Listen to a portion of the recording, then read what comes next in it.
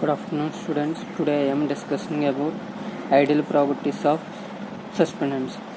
Suspended particles do not settle rapidly. If the suspended particles are rapidly sedimented, it may cause formation of a hard cake. If in case of form a cake, it can be easily resuspended by applying small amount of shaking. Suspendant should be easily pure by some type of external application of suspendants. It does not produces irritation to the skin. It means no grittiness. It having pleasant odor, easily visible, having good taste, good syringeability in case of parenteral solutions pass through the injection needle. Suspendants should be physically, chemical and microbiologically stable. If in case of ophthalmic or parenteral, suspendants should be sterilized. Next, coming to differentiate between two types of suspendants: flocculated suspensions and deflocculated suspensions. In flocculated suspensions, particles are appeared as small luge-like aggregates. It called as floccules.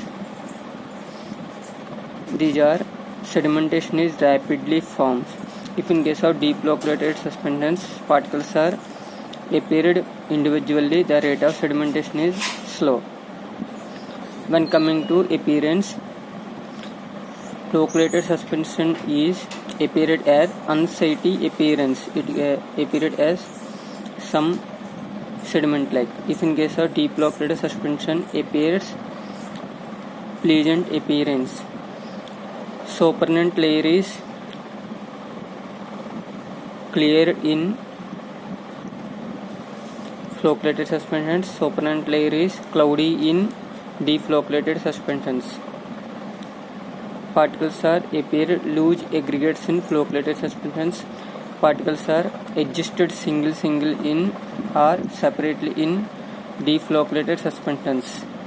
Rate of sedimentation is high in flocculated suspensions. The rate of sedimentation is slow in deflocculated suspensions.